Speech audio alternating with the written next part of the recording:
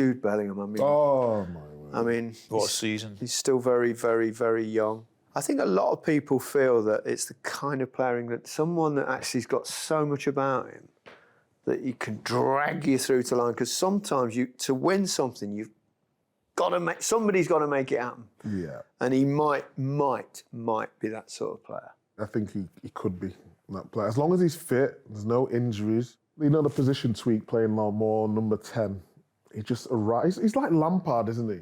Yeah. But with a bit more, not work rate, but he can dominate. Like, Lampard was great, amazing player.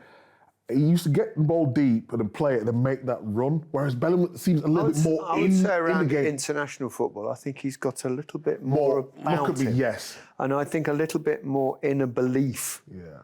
I think that's amazing about him, you know. It's unbelievable. I've never seen anyone like it. It's almost just like arrogance, or in a good way, not in a bad way. Yeah, confidence. Yeah, it's like you can see him. He's like standing tall, and he's like he has that about him, doesn't he?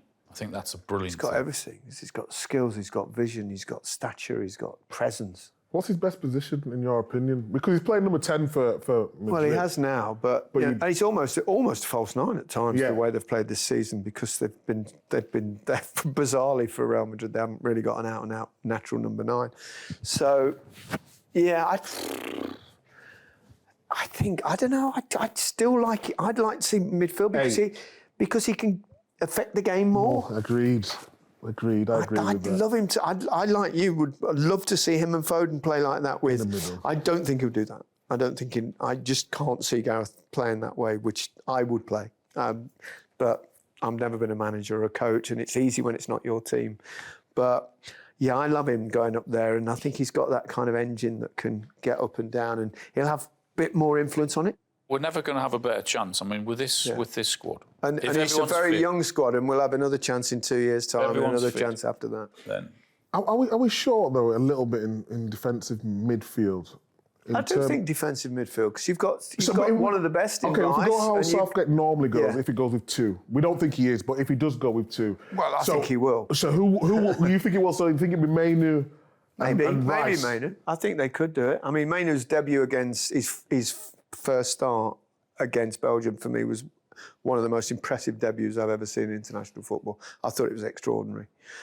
So he's played himself into reckoning. Yeah. We know that Southgate likes to play 2 holders, really. I mean, he always has. I suspect he won't change. I think he's got this view that to win a tournament, to be a really great and entertaining team doesn't necessarily win you a tournament. I'm playing devil's advocate. I'm putting forward what I think he thinks.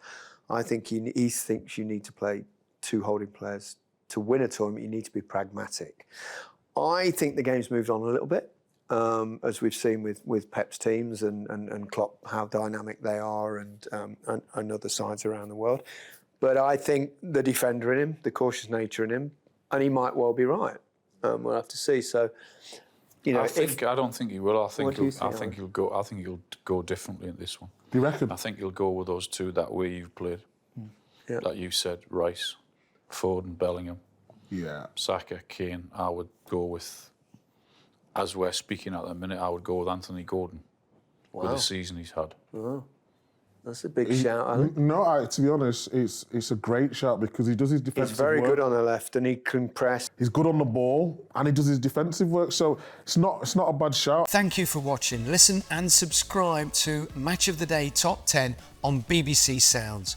And to be the first to see more from us right here, subscribe to the BBC Sounds YouTube channel.